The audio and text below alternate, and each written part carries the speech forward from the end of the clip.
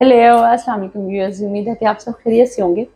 आज एक बात करना चाह रही थी मैं इंटर प्रेगनेंसी इंटरवल पे, यानी कि एक प्रेगनेंसी से और अगली प्रेगनेंसी के दरमियान में कितना वक्फा होना चाहिए जिसमें कि माँ और बच्चे की सेहत दोनों चीज़ें ठीक रहें। इंटर प्रेगनेंसी का मतलब ये है कि एक प्रेगनेंसी ख़त्म होगी यानी बेबी डिलीवर हो गया और अगली प्रेगनेंसी के दरमियान का टाइम पीरियड, अगली प्रेगनेंसी का, अगली डिलीवरी का नहीं, वो इंटर डिलीवरी इंटरवल होता है। मैं बात कर रही हूँ इंटर प्रेगनेंसी इंटरवल की, यानी एक प्रेगनेंसी खत्म होगी, बेबी डिलीवर हो गया और उसके बाद अगली प्रेगनेंसी शुरू हो गई है।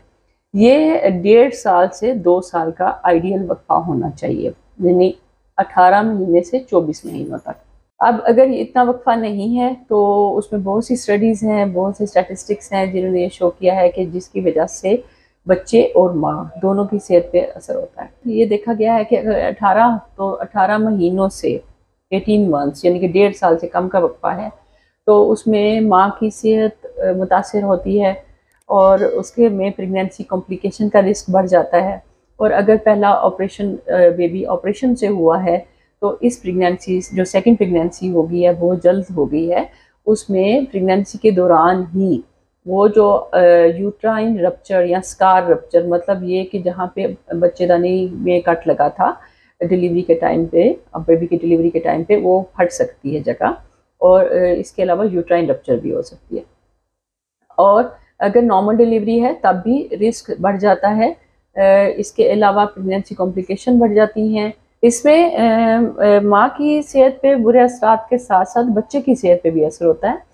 जो नया बच्चा है, जो नई प्रेगनेंसी हो रही है, जो नेक्स्ट प्रेगनेंसी है, उसमें अगर वक्त टाइम कम हो तो प्री टर्म डिलीवरी यानी वक्त से पहले बच्चे का पैदाइश और बच्चे की मेम्ब्रेन से pre term premature rupture membrane से पानी पड़ जाता है, बच्चे की जो मेम्ब्रेन है, जो झिल्ली है, वो फट सकती है, वक्त से पहले दर्दें शुरू हो सकती हैं। इसके अलावा वक्त से पहले डिलीवरी होने की वजह से बच्चा कमज़ोर होगा और उसकी प्री मेच्योर होगा। ठीक है।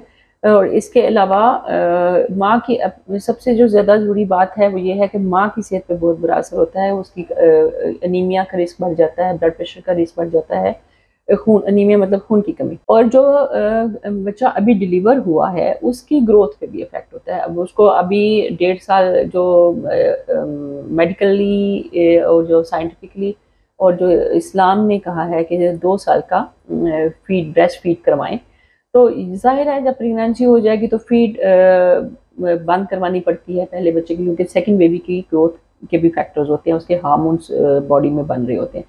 तो जब पहले बच्चे को फीड नहीं करवाया जाएगा प्रॉपर, उसकी ग्रोथ भी कम्प्रोमाइज़ होगी, उसकी सेहत पे भी असर होगा। और इसके अलावा जब प्रॉपर गैप नहीं है तो माँ की सेहत, जिसमें कि जैसे कि अगर उसके फर्स्ट बेबी के बाद उसको कमज़ोरी हो गई है, उसको खून की कमी हो गई है, उसको अगर ब्लड प्रेशर, शुगर या कोई और मसला है, उसके कंट्रोल के लिए टाइम चाहिए।